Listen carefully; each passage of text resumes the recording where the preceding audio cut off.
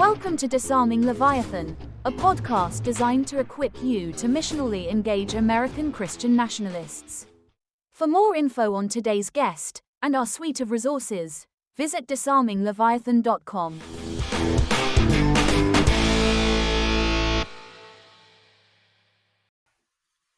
Corinna, you wrote a book about death row, and you've done a lot of thinking about it and a lot of work in that space. What compelled you to write this work? Well, I'm a death penalty scholar, so I've been writing about the death penalty, researching and writing it for about 18 years now. But as far as this book, which, yes, it's got some death row stuff in it, but really this was a deep dive into lethal injection. And so really what I was studying is executions. But to your question, I didn't want to write this book. I mean, I really didn't want to write this book. I didn't even want to write the article that I thought I was writing on lethal injection that insisted upon being a book.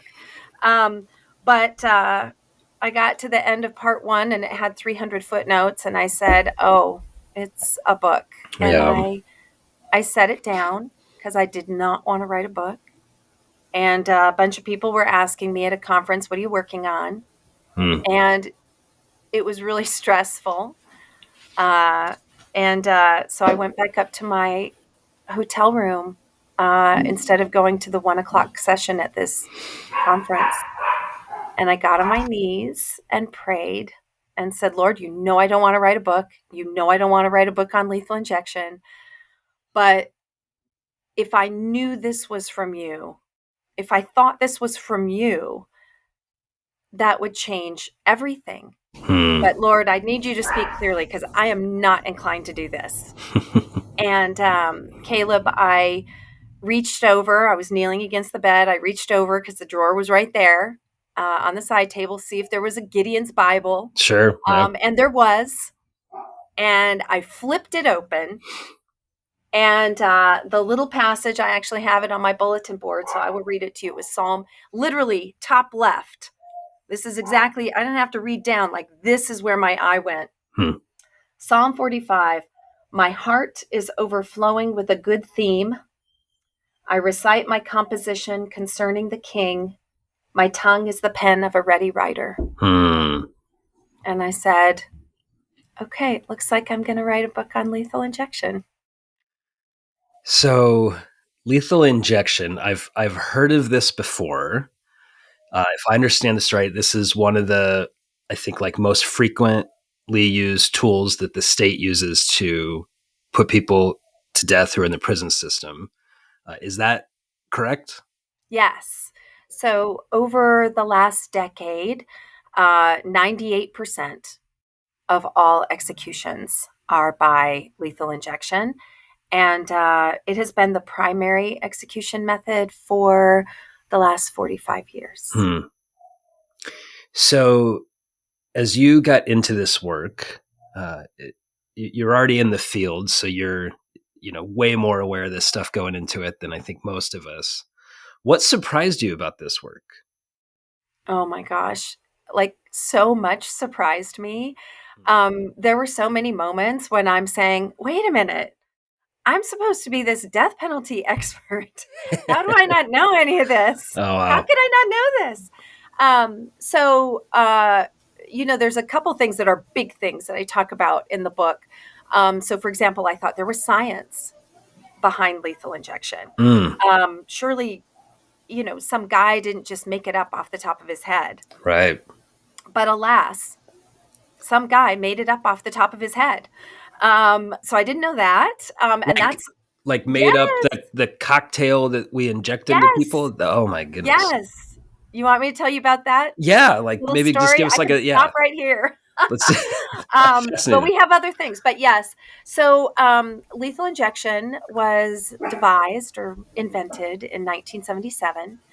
And the context is important because the Supreme Court had struck down the death penalty in 72 and then brought it back in 76.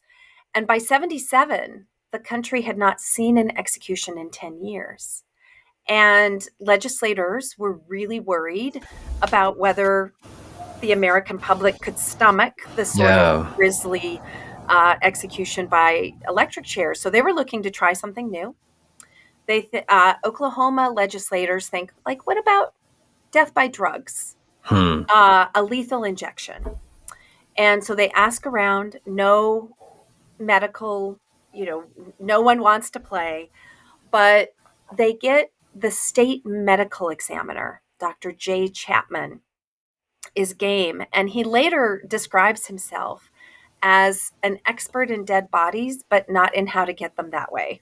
And he literally just comes up with this 3-drug protocol. And he was later interviewed about it and asked, how did you come up with it? And he said, I didn't do any research. I just thought about what might be, I thought about being under anesthesia, what might kill someone. You wanted 2 drugs. So if the first drug didn't kill him, the second one would. Wow. And then the interviewer said, why did you add a 3rd drug? And he said, why not? I didn't do any research. Why does it matter why I chose it? Oh my goodness. Yeah. Okay, so that's surprising. So that's surprising. What else is surprising? Well, I thought it was doctors that were doing this. No, the people who are actually pushing the syringes are non-medical prison guards. And they're doing it from a separate room with 7 feet of tubing in between. And if you ask them, like, how do you know how fast to push? And they say, well, we're doing it by feel. And so stories abound of, them pushing too fast. And I just have story after story after story. They don't know what they're doing. And they really can't do it by feel when there's 7 feet of tubing. Sure. So there's that. I didn't know states were violating state and federal laws. I didn't know about any of that stuff where I'm like, wait, you're the state. And the list goes on, but there's one that is particularly important and personal to me. And that was studying lethal injection is studying executions. And studying executions forced me to study who these people are at the end, right? Not who they are at the time of this terrible, terrible crime, but who are they at the end? And it turns out redemption is actually real. That's a thing. Amen. And, that's another one where I'm like, oh, I'm a death penalty researcher. Why have I never looked at who they are at the end? I think there's this tendency to freeze these people in a moment in time. I myself have done so. But they're not the same. And, I think it's really worth asking. It's forced me to ask, who is it that we are executing, 10, 15, 20 years later? It's a frail old man that has to get wheeled into the wheelchair and propped up on a medical pillow because they're on oxygen and they don't want him to choke while they're killing him. It's people who are in hospice and the state has to rush to kill them before they die on their own. Louisiana just a couple weeks ago had 2 people in line for execution. One of them was 81. He died before the state could kill him. So it's this sort of really debasing, like really not a good look for the state. Sure. Or it's people who come in and by the time they get executed, they are, singing to Jesus or Jehovah or sometimes Allah, but sometimes they start prison ministries.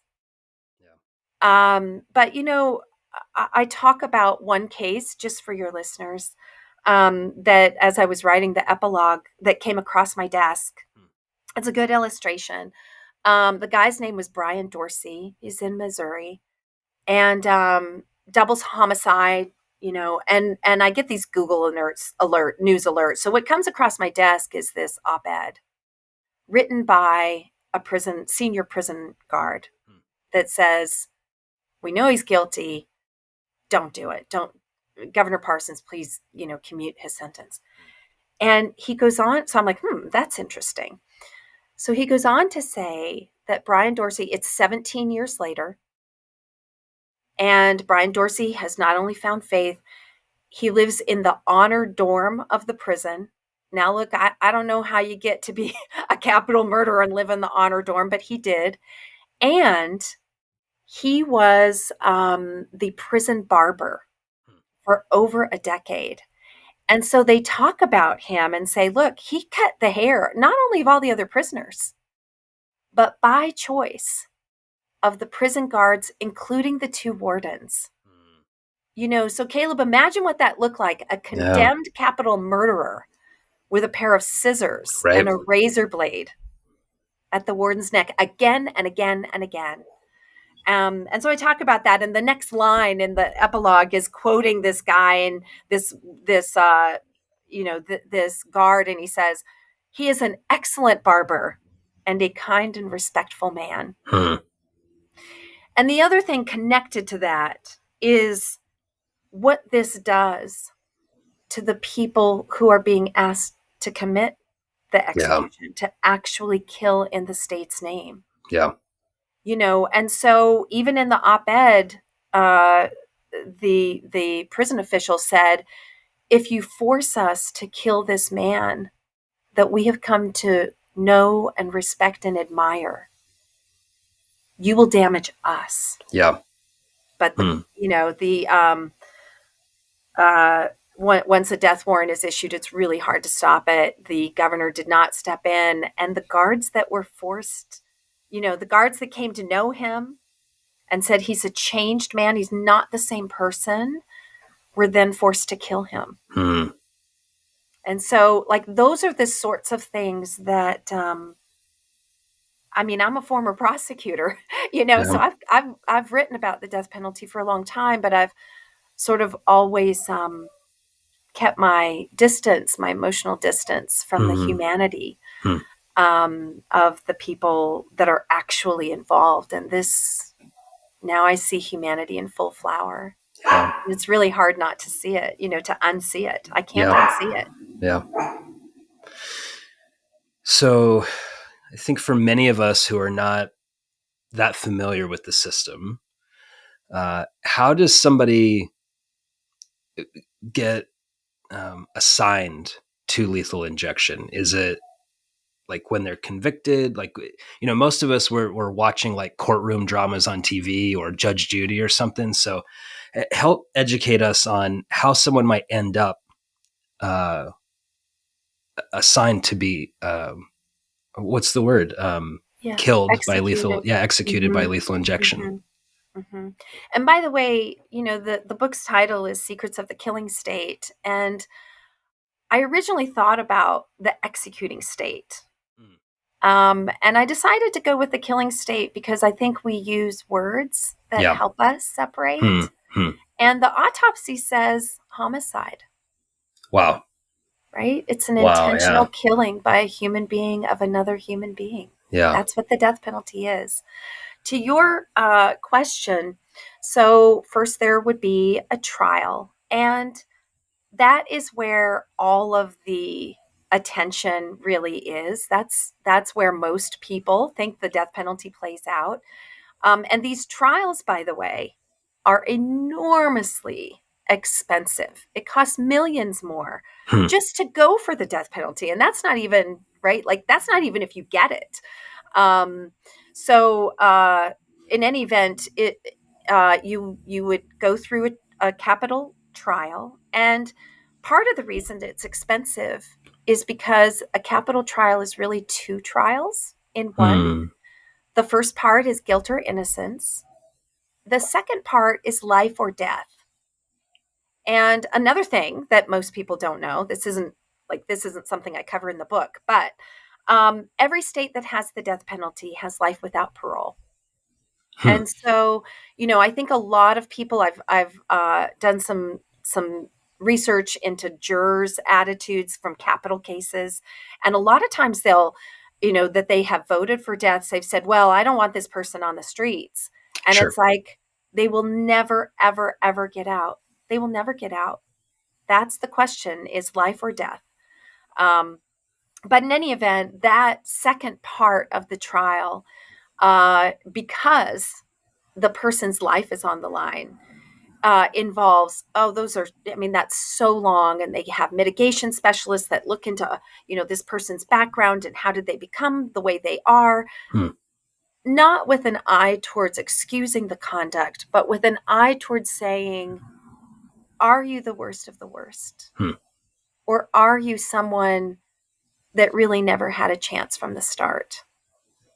And so we'll let you spend out the rest of your days in prison, which also, by the way, is much cheaper than the death penalty. But in any event, your question, what happens next? So let's say that there is a death sentence that is handed down. Typically that's by a jury, but it doesn't have to be.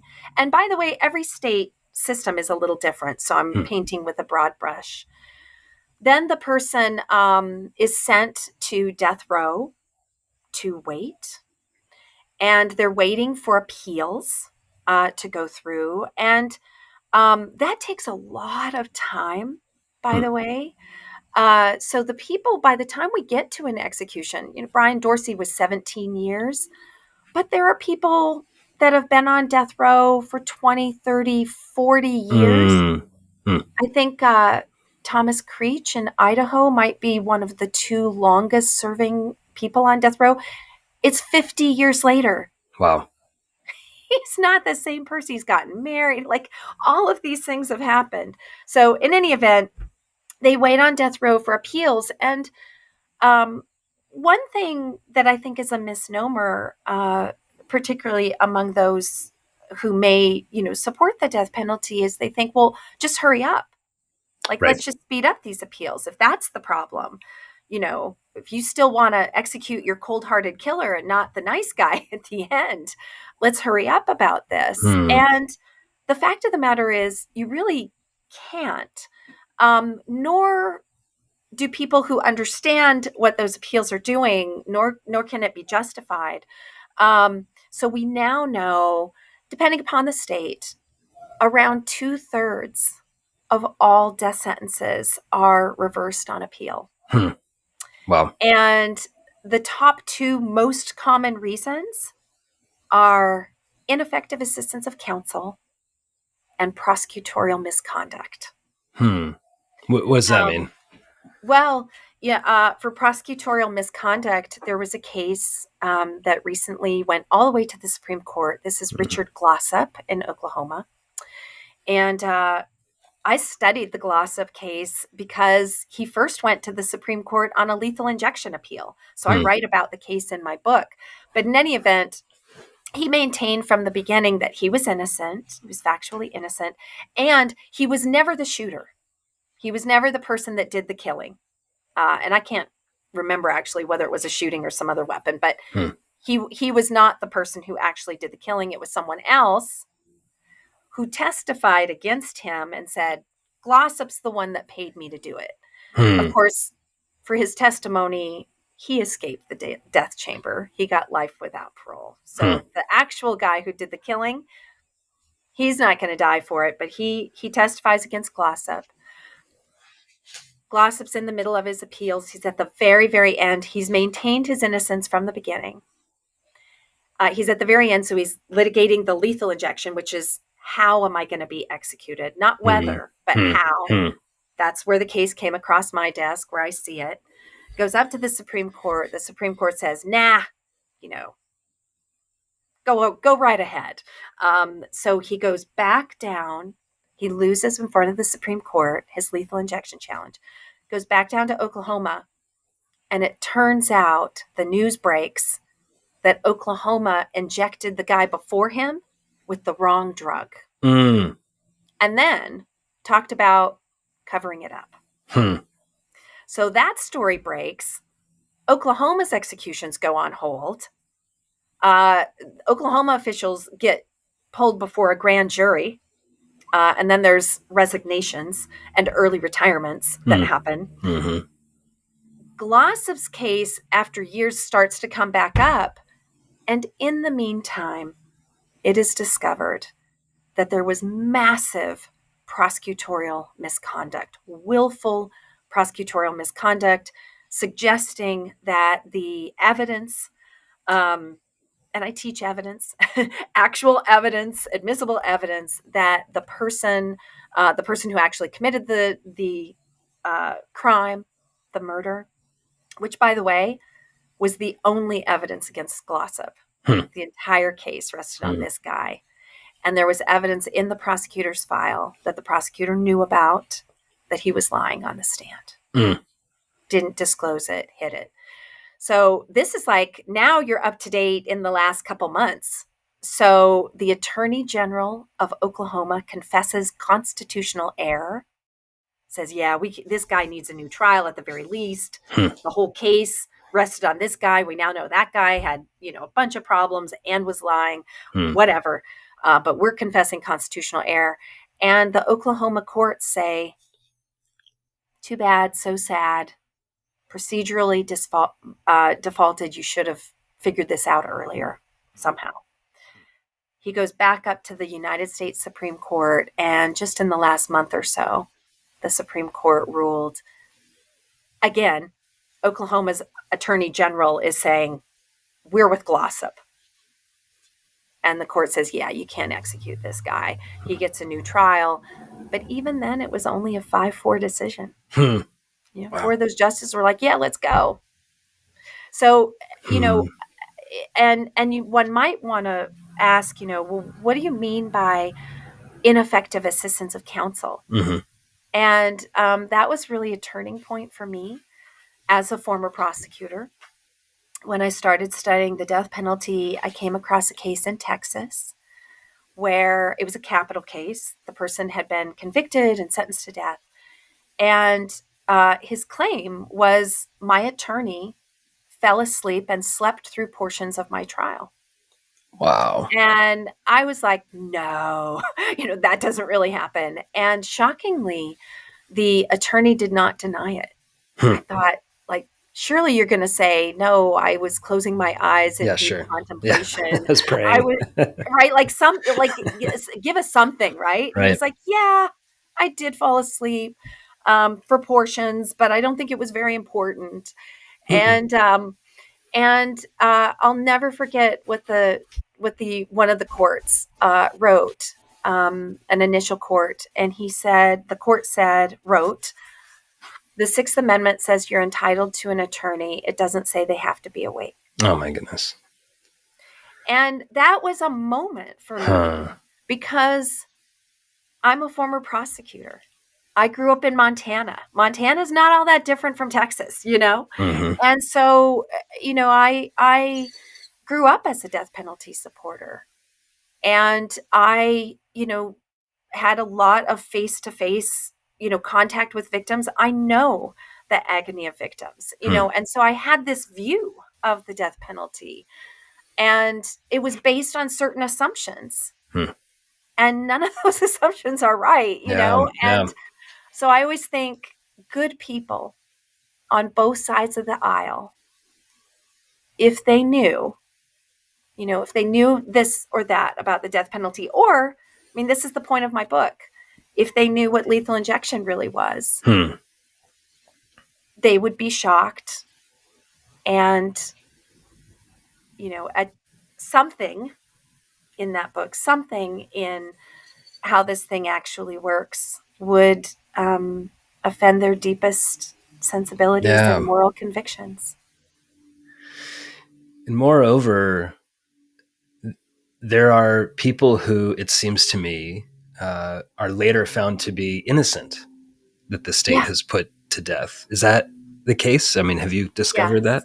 Yes. So we now have, I say we, I'm just saying this country has 200 people. I think the number is still exactly 200 that have been exonerated from death row. And there was a National Academy of Sciences report, which is the gold standard of research, peer reviewed at the highest level. And this is Samuel Gross, by the way, was the principal author. But they found that they estimate that the occurrence of actual innocence on death row today, right now, is 4.1%.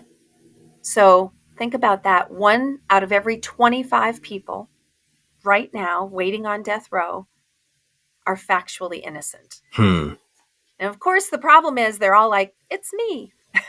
That's really hard to figure out. But, knowing this isn't just a thing that could happen. We've seen exonerations, factual exonerations that are later, verified, backed up by DNA testing. Yeah. That where, it was a bunch of journalists. In one case, it was students in journalism school that, stopped someone that was within hours of being executed. Yeah. DNA later exonerated them. But it's, and the states are often fighting to have the DNA tested when the prisoners are making these arguments. And I don't get that.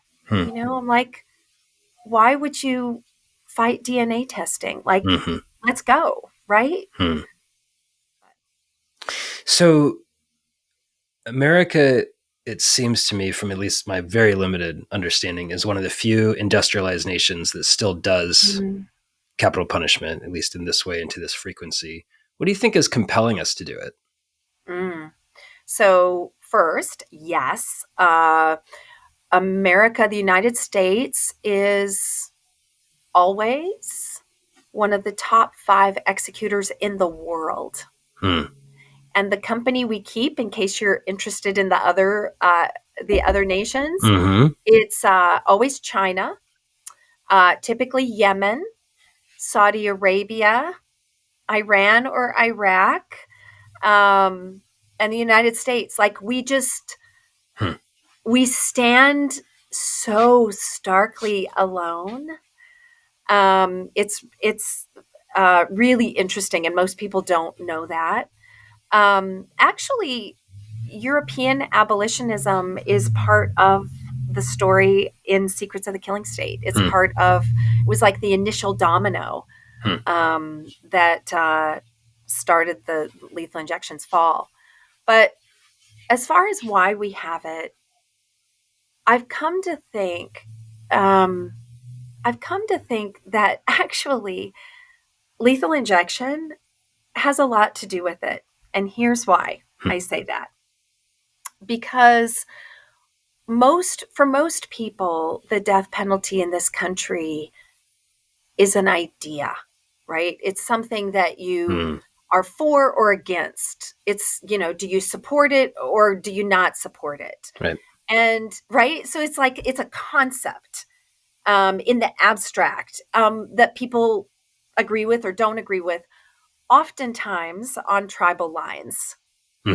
Yeah. And, I'm like, lethal injection keeps the death penalty abstract, right? There's nothing to see. With every other execution method ever, you are forced to confront the violence of state killing. Yeah. And what that actually is. So, with lethal injection, you don't have to see the sight of blood. You don't have to smell the sickly smell of burning flesh. Yeah. You don't have to see someone, retching and gasping, at least when it's not botched, like you do with gas. All are potent reminders of what this thing actually is. right? Executions are where the death penalty, like, that's real. Like, Yeah, that's where right, the rubber hits the road. right. This is what it actually is. And with lethal injection, you don't have to deal with any of that. You get to tell yourself, we get to tell ourselves, I used to tell myself that these people were drifting off Yeah. to forever sleep, just like, our beloved cats and dogs. Yeah. And so I think most support for the death penalty is support in the abstract. Lethal injection keeps the death penalty abstract. It allows the political uses to flourish while burying the brutality that executions actually entail. So, as we're just concluding our time together, what word of coaching or encouragement would you give to those of us that are trying to navigate this space where we're hearing so many people in our family, sometimes in our churches, and they're all in on capital punishment. They believe it's just, and they believe it's for the victims' families, and so they seem to be operating in good faith. They're not bloodthirsty, but they think it's just as we're having conversations with those who are just adamant, no, we need to keep this thing going. Give us some coaching or some talking points that we can help invite to a more healthy conversation. Okay. So, one of them, which sort of goes back to this notion of redemption on death row, I really, looking at this, I'm like, do people know? And I am speaking to the community of faith here, particularly Christians. Did you know we're killing our Pauls? We're killing our Pauls. I'm telling you, we are killing our Pauls. And we are killing our Sauls, who may be Pauls. Yeah. And the thing is, when none of this is in the book, right? The book is all based on research, but here's what getting proximate and praying every day and, about this and talking to the Lord about this journey that I'm on has taught me. First of all, this is in my testimony, but, when I was writing that epilogue, the words that kept coming to me, and they're not in the book, they belong to me. They belong to me. Over and over and over, they belong to me. And, I've come to think, those people on death row, that's a God special. Like, that is exactly what the Lord does, is take the worst, most terrible, person and says, you.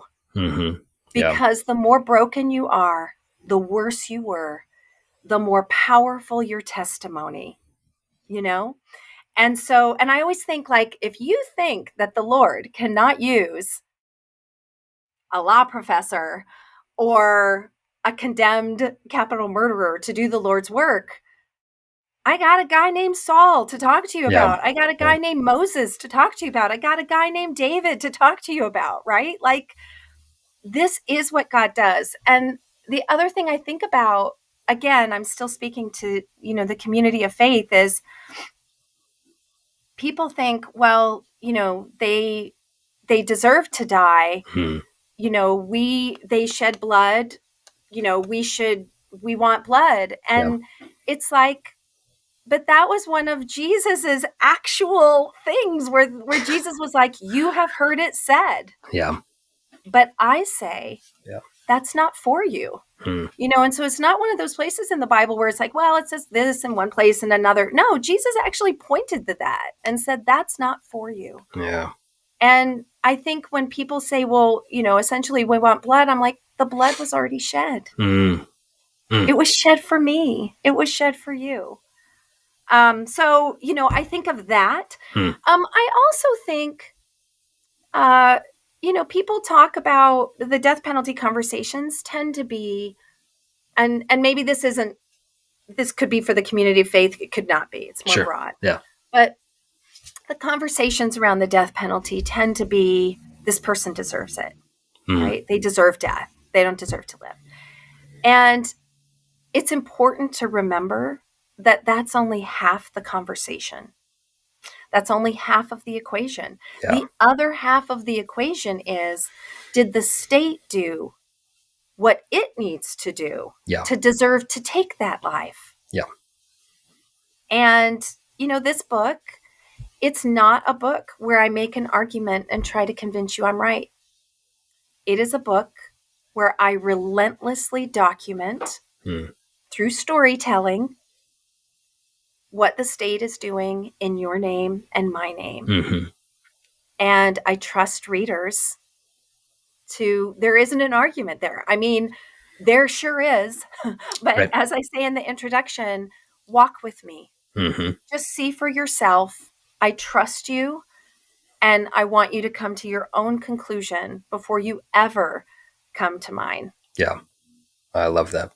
Well, Corinna, thank you so much for your insight, for your scholarship, and for coaching us to think more deeply and holistically about lethal injection and the killing state. And even, I'm just struck by what effect this has on us as well as a people, as we're corporately engaged in this process. And so thank you so much for helping shine light on this and helping us think more deeply about it. Where can people find you and your work? So if people want to find out about me, about my testimony behind the book, I told you the beginning of it, but there's a whole testimony there. Death penalty facts, including very prominently with support, death penalty costs. All of that is on my webpage, CorinnaLain.com. It's CorinnaLain.com. The book is Secrets of the Killing State, The Untold Story of Lethal Injection. It's available wherever books are sold, Amazon, other venues. Yep. And maybe I'll just mention too that here's a leap of faith. I am taking an unpaid leave in the fall, professional leave, and I'm going to be driving around the country, mostly in the South. I have 30 cities in 80 days. Wow. Yeah. Oh, So wow. it's going to be a ride. Yeah. But I'm coming through Arizona. I'll come through Phoenix. Yeah. So I'll look you up. But definitely. Yeah, I'll be. So I may be coming to a neighborhood near you, and those aren't posted yet on my website. But the entire tour, as soon as we finalize the dates, will be posted there too. Oh, Thank great. you so much for having me. Oh, yeah. Thanks for being with us. Yeah.